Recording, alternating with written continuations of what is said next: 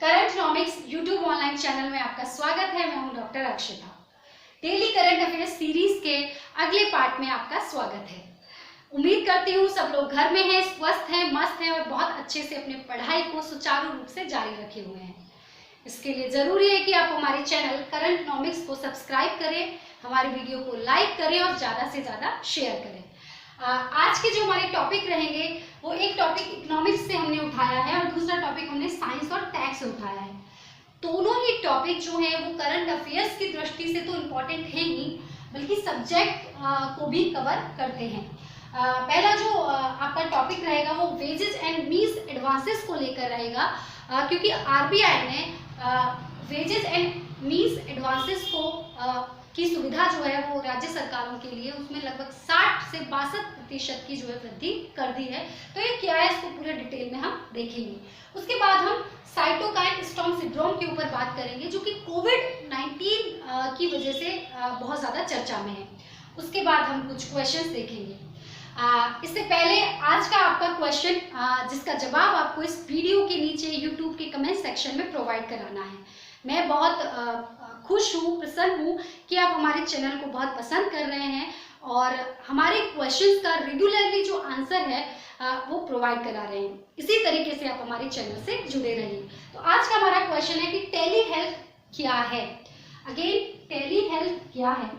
कथन ए है, टाइम पत्रिका ने इसे हीलिंग बाय वायर नाम दिया है। कथन बी है, रिमोट एक्सेस के माध्यम से होने वाला एक रोबोटिक उपचार है। कथन सी थर्ड है, स्वास्थ्य संबंधी सेवा सूचना का वितरण है। टेली हेल्थ क्या है? तो ए ऑप्शन है केवल एक सही, केवल दूसरा सही है, या सभी कथन सही है, या उपयुक्त में से कोई कथन सही नहीं है। तो आपको इसका जवाब जो है हमारी इस वीडियो के नीचे कमेंट सेक्शन में प्रोवाइड कराना है। आइए अब हम आते हैं अपनी पहली न्यूज के ऊपर। हमारी जो पहली न्यूज है वो वेजेस एंड मीन्स एडवांसेस को लेकर है। कोविड-19 पैंडेमिक की वजह से पूरे देश में लॉकडाउन है और अर्थव्यवस्था का पहिया लगभग थमसा गया है।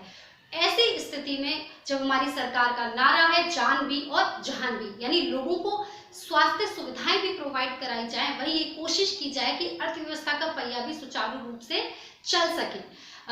ऐसी इस सिचुएशन को ध्यान में रखते हुए आरबीआई ने घोषणा की है, किसने घोषणा की है? आरबीआई ने, कि राज्य सरकारों के लिए वेज एंड मीन्स एडवांस की सीमा जो है उसमें 60% की वृद्धि की जाएगी। यानी पहले जो इसकी सीमा 75,000 करोड़ रुपए थी वो अब बढ़ाकर 4.88 लाख करोड़ रुपए कर दी गई है। यानी हम कह सकते हैं कि लगभग 60 से 62% की वृद्धि वेज एंड मीन्स एडवांस के बजट में हुई है। ये है क्या? देखिए, जब सरकार अपना बजट बनाती है तो उस समय बजट में दो चीजें होती हैं, आय और व्यय। यानी उसको जो है वो कितना राजस्व प्राप्त होगा और कितना उसे खर्च करना है या कितना उसका एक्सपेंडिचर होगा। ऐसी स्थिति में जब कोई आपदा आ जाती है और सरकार को अत्यधिक राहत भरे कार्य करने पड़ते हैं और आय वो जो जितनी मात्रा में उसको जुटानी चाहिए, जितनी मात्रा में वो सोच के बैठती है कि हम इतना राजस्व जो है वो इस साल प्राप्त करेंगे, लेकिन नहीं प्राप्त कर पाती, तो उस समय उसे तत्काल जो है वो पैसों की आवश्यकता पड़ती है। उसमें एक स्थिति तो ये है कि वो बाजार से पैसा उगाए और दूसरी स्थिति ये है कि सरकार के बैंक के रूप में कार्य करने वाले आरबीआई से पैसा उधार ले ले। चूंकि मार्केट से पैसा उगा ही करना अपने आप में एक बहुत ही लंबी प्रोसेस हो जाती है, तो ऐसी स्थिति में उसे तत्काल ऋण सुविधा जो है वो आरबीआई से प्राप्त होती है। तो इसी मुद्दे को ध्यान में रखते हुए केंद्र सरकार ने WMA योजना जो है वो 1 अप्रैल 1997 को शुरू की। ये है क्या? ये सरकार को दी जाने वाली तत्कालीन ऋण सुविधा है। यानी WMA क्या है? सरकार को दी जाने वाली तत्कालीन ऋण सुविधा, यानी एक प्रकार का ऋण है। जैसे कि हम बैंक से ऋण लेने जाते हैं तो हमें उसके बदले में ब्याज देना पड़ता है, तो यहाँ पर भी जब सरकार आरबीआई से ऋण लेता है तो उसे भी ब्याज देना पड़ता है। उस ब्याज की जो दर होती है वो रेपो रेट के बराबर होती है। क्वेश्चन ये कि रेपो रेट क्या होता है? रेपो रेट हमें पता है कि जब बैंकों, वाणिज्यिक बैंकों या अन्य बैंकों के द्वारा अल्पकालीन अवधि के लिए आरबीआई से जो पैसा उधार लिया जाता है और जिस दर पर लिया जाता है वो दर रेपो रेट कहलाती है। वर्तमान में रेपो रेट कितनी है? 4.40%। तो यानी अब जब सरकार आरबीआई से वेजेस एंड मीन्स एडवांस के तहत पैसा उधार लेगी, यानी तत्कालीन ऋण सुविधा प्राप्त करेगी, तो उसे ब्याज कितना देना पड़ेगा? रेपो रेट के बराबर, यानी 4.40% की ब्याज पर उसे पैसा उधार मिलेगा। इसकी समय सीमा क्या होगी? 3 महीने के लिए, यानी सरकार को ये ऋण सुविधा कितने के महीने के लिए मिलेगी? 3 महीने के लिए मिलती है। यानी जब वो पैसा उधार लेगी तो उसे 3 महीने के अंदर अंदर वो पैसा वापस करना पड़ेगा। इसकी ऋण सीमा किसके द्वारा तय की जाती है? हमने कहा कि आरबीआई ने घोषणा कर दी कि हमने जो है वो इस सीमा में, WMA की सीमा में 60% की वृद्धि कर दी है। तो ये सरकार ने ये जो घोषणा की वो ऋण सीमा बढ़ाई जाएगी, तो ये जो है वो किस आधार पर की है? ये आरबीआई और सरकार दोनों ने कंसल्ट किया और दोनों ने फैसला किया कि अब जो है हमें इस सीमा को बढ़ाना चाहिए। और सरकार जो है वो समय समय पर जो है वेजेस एंड मीन्स एडवांस की सीमा में वृद्धि और कम करती रहती है। हो सकता है कि जब ये पैंडेमिक की प्रॉब्लम खत्म हो जाएगी तो सरकार इस वेजेस एंड मीन्स एडवांस की सीमा में कमी कर दे। तो ये जो है ये सरकार और आरबीआई दोनों अपने कंसल्ट से जो है सलाह करके जो है सीमा को घटा बढ़ा सकते हैं। यानी यहाँ पर हमने देखा कि वेजेस एंड मीन्स एडवांसेस है क्या। अब अगली बात है कि जब सरकार वेजेस एंड मीन्स एडवांस के तहत पैसा आरबीआई से उधार लेती है तो उसके 2 प्रकार हैं। पहला प्रकार यह है कि विशेष WMA और दूसरा है सामान्य WMA। यानी विशेष WMA के तहत सरकार को जो है वो स्पेशल ड्रॉइंग फैसिलिटी प्रोवाइड कराई जाती है। यानी सरकार के पास जो भी गवर्नमेंट सिक्योरिटीज हैं जैसे कि ट्रेजरी बिल इत्यादि, तो वो सिक्योरिटी जो है वो आरबीआई के पास जमा कराए और जो है आरबीआई से पैसा उधार ले ले। यहाँ पर सरकार को ये फायदा होगा कि उसको जो मतलब पैसा उधार मिलेगा वो रेपो रेट से 1% कम ब्याज दर पर प्राप्त होगा। यानी रेपो रेट अभी यदि 4.40% है, तो यदि सरकार स्पेशल ड्रॉइंग फैसिलिटी के तहत पैसा उधार लेती है, सिक्योरिटी जमा कराती है आरबीआई को, तो उसे 3.40% की ब्याज दर पर पैसा यहाँ पर उधार मिलेगा।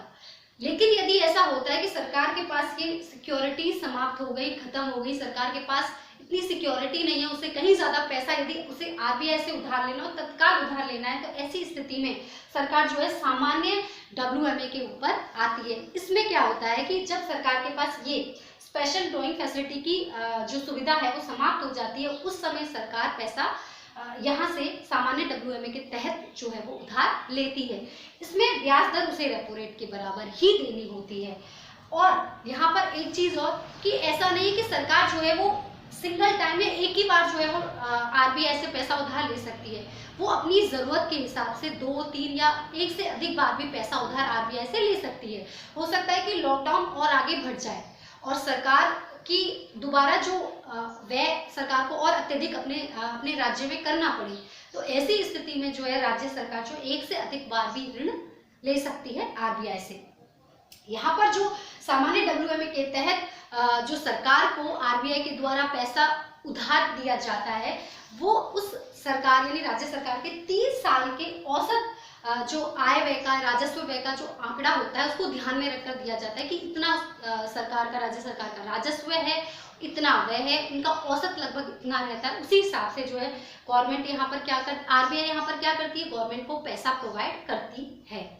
तो हमने यहाँ पर देखा कि ये जो पूरी जो स्कीम है वो है क्या। देखिए ये जो स्कीम है ये इकोनॉमिक्स की दृष्टि से बहुत ज़्यादा इम्पोर्टेंट है। केवल करंट अफेयर्स का ही मुद्दा नहीं है, क्योंकि करंट अफेयर्स से तो क्वेश्चंस आते हैं, लेकिन उस करंट अफेयर्स में से सब्जेक्ट के हिसाब से जो क्वेश्चन है वो अपने आप में जो है वो बहुत ही इंपॉर्टेंट टॉपिक, जो इंपॉर्टेंट क्वेश्चन जो है यहाँ पर बन जाते हैं। तो देखिए यहाँ पर जो आपसे क्वेश्चन बन सकता है, क्वेश्चन आ सकता है, वो क्वेश्चन ये हो सकता है कि मान लीजिए आपसे पूछ ले कि wages and means advance WMA scheme के तहत कौन सा कथन सत्य नहीं है।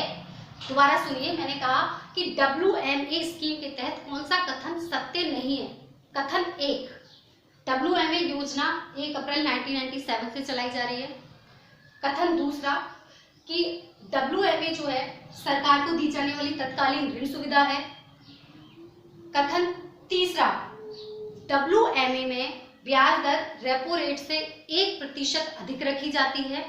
ऑप्शन डी, WMA की समय सीमा 3 महीने होती है। तो यहाँ पर कौन सा ऑप्शन गलत है? करेक्ट, यहाँ पर ऑप्शन गलत है आपका थर्ड वाला, जिसमें मैंने कहा कि रेपो रेट से 1% जो है इसकी ब्याज दर होती है, जो कि गलत है। इसकी ब्याज दर कितनी होती है? रेपो रेट के बराबर। तो इस तरीके के क्वेश्चन जो है इस टॉपिक में से पूछे जा सकते हैं। चूंकि मैंने बहुत बार RBI का नाम लिया, तो RBI से रिलेटेड एक क्वेश्चन आपके सामने यहाँ पर रखती हूँ और आपको इसका जवाब हमारे इस वीडियो के नीचे कमेंट सेक्शन में प्रोवाइड कराना है। क्वेश्चन ये है कि RBI के संबंध में सही कथन कौन सा है, इन चारों में से वो आपको बताना है। आप इस वीडियो को पॉज करिए और अच्छे से बताइए कि इसमें से कौन सा आंसर हो सकता है और हमारे इस वीडियो के नीचे कमेंट सेक्शन में प्रोवाइड कराइए। ऑप्शन ए है, वर्ष 1935 में RBI का राष्ट्रीयकरण हुआ। ऑप्शन बी है, वार्षिक रिपोर्ट RBI की सांविधिक यानी स्टैट्यूटरी रिपोर्ट है, जिसे प्रत्येक वर्ष मार्च में जारी किया जाता है। ऑप्शन सी, करेंसी और सिक्के परिचालन योग्य ना रहने पर, परिचालन मतलब फट जाए, कट जाए, कुछ भी हो जाए या पूरा तो रहने पर RBI उन्हें नष्ट कर देती है। ऑप्शन डी, RBI राजकोषीय नीति जारी करती है। इन चारों में से कौन सा सही है? आप इसका जवाब जरूर दीजिए। आइए अब हम आते हैं अपनी सेकेंड न्यूज के ऊपर। अब हम आते हैं अपनी अगली न्यूज के ऊपर, जो है साइटोकाइन स्टॉर्म सिंड्रोम को लेकर। ये चर्चा में है क्योंकि कोविड-19 के जो कुछ पेशेंट हैं और मेन जो यंग पेशेंट्स हैं, उनमें इस प्रकार के जो सिंड्रोम की समस्या जो है देखने को मिल रही है। इसमें होता क्या है कि हमारी जो प्रतिरक्षा प्रणाली होती है, जो इम्यून सिस्टम होता है, वो ओवर रिएक्ट करना शुरू कर देता है, जिसकी वजह से कई बार पेशेंट की मृत्यु तक हो जाती है। तो इसीलिए ये जो टॉपिक है वो हमारे लिए इम्पॉर्टेंट है, क्योंकि साइंस एंड टेक की दृष्टि से जो है वो यहाँ से क्वेश्चन पूछे जा सकते हैं। और हम पूरी कोशिश कर रहे हैं कि कोविड-19 से रिलेटेड जितने भी पहलू हो सकते हैं, चाहे वो साइंस एंड टेक हो, इकोनॉमी हो, पॉलिटी हो, IT हो, जितने भी सेक्टर्स से क्वेश्चन कोविड-19 से कलेक्ट हो सकते हैं, क्वेश्चन बन सकते हैं, सारे क्वेश्चंस को हम यहाँ पर जो है वो कोशिश कर रहे हैं कि आपको जो है अच्छे से उसका डिस्कशन जो है वो प्रोवाइड कराएं। तो उसी को आगे बढ़ाते हुए हम यहाँ पर साइटोकाइन स्टॉर्म सिंड्रोम को लेकर आए हैं, क्योंकि ये वर्तमान में चर्चा में है। ये होता क्या है? मैंने बताया कि इसमें हमारा जो इम्यून सिस्टम होता है वो ओवर रिएक्ट करना शुरू कर देता है, या over reaction, immune over reaction हो जाता है इसमें। अब यहाँ पर बात आती है कि इम्यून सिस्टम होता क्या है।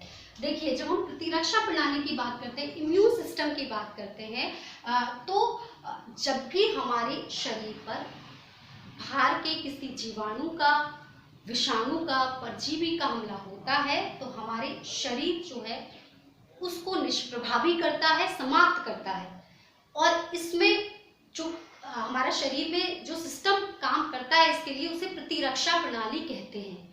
अगेन मैंने कहा कि जब भी हमारे शरीर पर किसी बाहर के जीवाणु का, विषाणु का या फिर परजीवी का हमला होता है, तो उस समय जो सिस्टम हमारे शरीर में काम करता है इनसे लड़ने के लिए, इनको समाप्त करने के लिए, निष्प्रभावी बनाने के लिए, वो सिस्टम इम्यून सिस्टम या फिर प्रतिरक्षा प्रणाली कहलाती है।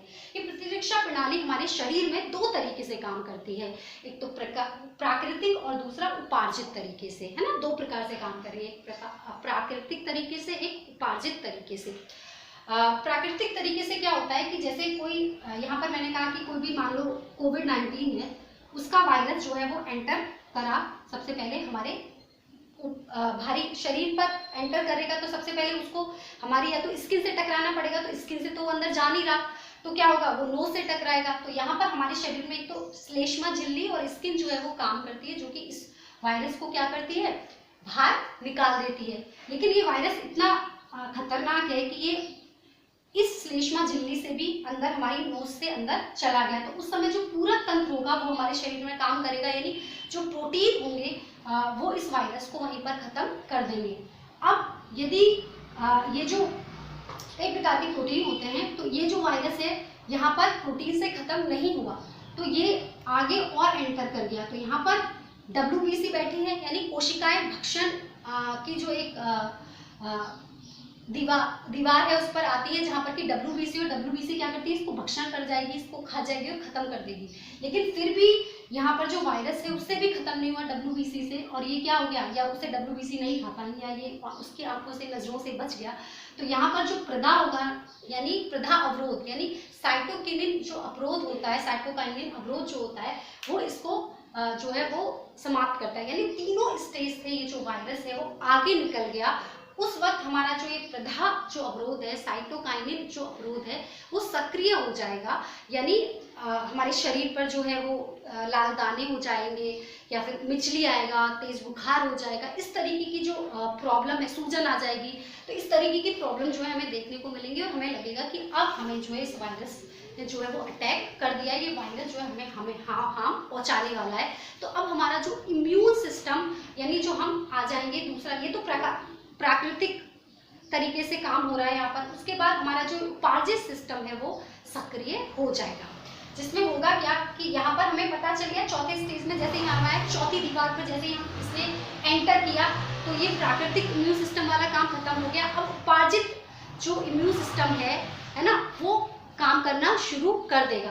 तो यहाँ पर क्या होगा कि ये जब सक्रिय हो जाएगा, तो ये जो एंटीजन है इसके खिलाफ जो है एंटीबॉडी बनना शुरू हो जाएंगी। एंटीजन मतलब रोगाणु, विषाणु, जो परजीवी जो है, वो जो एंटीजन है उसके खिलाफ एंटीबॉडी जो है बनना शरीर में शुरू हो जाएंगी, या एंटीबॉडी अपना काम जो है वो करना शुरू कर देती है, शरीर में बनना शुरू कर देती है। तो इस तरीके से जो है वो सक्रिय उपार्जित जो इम्यून सिस्टम है वो काम करता है। तो इस तरीके से हम देखते हैं कि कोई भी वायरस वगैरह जब हमारे शरीर में अटैक करता है तो हमारा प्रतिरक्षा तंत्र किस तरीके से काम करता है।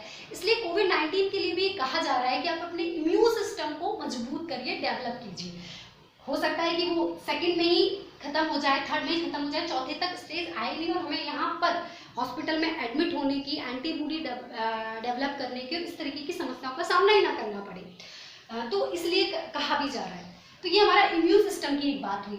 उससे आगे हम थोड़ा सा यहाँ पर आकर देखते हैं कि ये साइटोकाइनिन जो होता है, ये एक प्रकार का प्रोटीन होता है।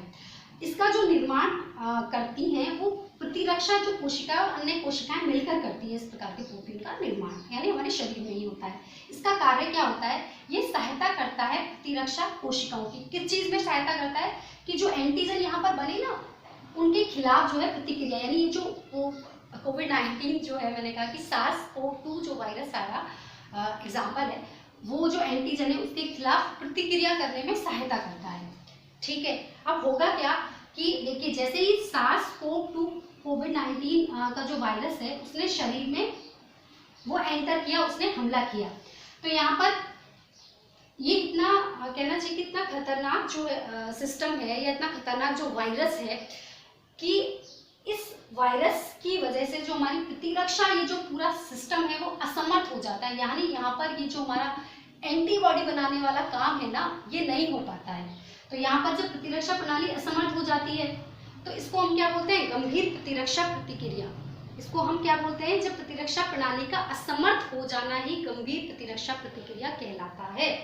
उस समय होगा क्या कि ये जो साइटोकाइनिन है वो इसको लगातार बोलेगा यहाँ पर, क्योंकि वो सहायता कर रहा है ना, वो अपना काम कर रहा है, क्योंकि बन चुका है यहाँ पर प्रतिरक्षा कोशिकाएं जैसे यहाँ पर सक्रिय हुई थी एंटीबॉडी बनाने के लिए, उसने अपना काम शुरू कर दिया था। जिसने अपना काम शुरू कर दिया तो यहाँ पर ये क्या करता है, इसका जो है शरीर के रक्त में इसका जो प्रवाह है वो लगातार बढ़ता जाता है, और ये तो असमर्थ हो गई, ये तो कुछ कर ही नहीं पा रही, और ये साइटोकाइन जो है वो लगातार रक्त में बढ़ता जा रहा है। इसको हम कहते हैं साइटोकाइन स्टॉर्म हो जाना, यानी इस प्रोटीन का शरीर में अत्यधिक बढ़ जाना साइटोकाइन स्टॉर्म कहलाता है। ऐसी स्थिति में जो आसपास की कोशिकाएं होती हैं, ऊतक होते हैं, उनको बहुत ज्यादा नुकसान पहुंचता है।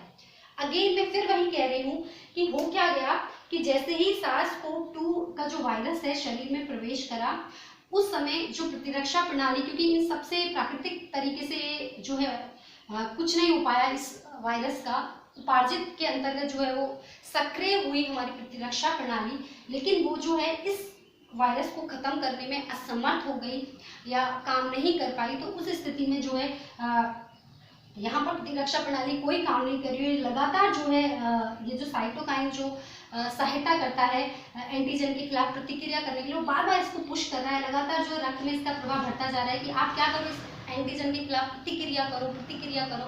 उस एंटीजन के खिलाफ जैसे प्रतिक्रिया हो रही है तो क्या हो रहा है, इसके अत्यधिक बढ़ जाने से कोशिकाएं ऊतकों, जो हमारे इसके आसपास की जो कोशिकाएं होंगी, ऊतक होंगे, उनमें उनको नुकसान पहुंचता है। यानी फेफड़ों के लंग्स के आसपास जो होता है, जैसे ही इसने SARS-CoV-2 के जो वायरस ने एंटर किया तो उनको बहुत अधिक नुकसान लंग्स में एंटर किया, तो कोशिकाओं को, उसके आसपास के ऊतकों को, यानी सेल्स को, टिश्यूज को बहुत ज़्यादा नुकसान हो रहा है। ऐसी स्थिति में जो भी स्वस्थ ऊतक होंगे वो भी क्या करना शुरू कर देंगे, मरना शुरू कर देंगे, फेफड़ों में सूजन शुरू हो जाएगी, रक्त विषाक्तता यानी सेप्सिस हो जाएगा, और इसे ही जो है वो साइटोकाइन स्टॉर्म सिंड्रोम कहा जाता है।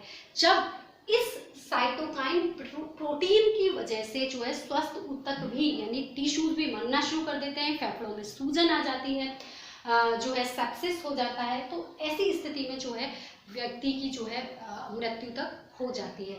और ये मृत्यु क्यों होती है, क्योंकि यहाँ पर ये जो साइटोकाइन प्रोटीन है वो इस एंटीजन के खिलाफ प्रतिक्रिया करने के लिए बार बार जो है प्रतिरक्षा प्रणाली को पुश करता है, जिसकी वजह से वो असमर्थ हो जाती है, यानी बहुत ज़्यादा ओवर रिएक्ट करता है कि आप जो है वो क्या करें, इस एंटीजन को जो है मारें, एंटीबॉडी बनाएं, एंटीजन को मारिए, एंटीबॉडी बनाइए, बार बार जो है हमारे शरीर को पुश करने लगता है, जिसकी वजह से जो है प्रतिरक्षा प्रणाली को पुश करने लगता है, जिसकी वजह से जो है वो कई बार जो है वो बहुत तेज बुखार आता है, जी मिचलाता है, और अंत में कई बार जो है सेप्सिस की वजह से जो है पेशेंट की मृत्यु तक हो जाती है।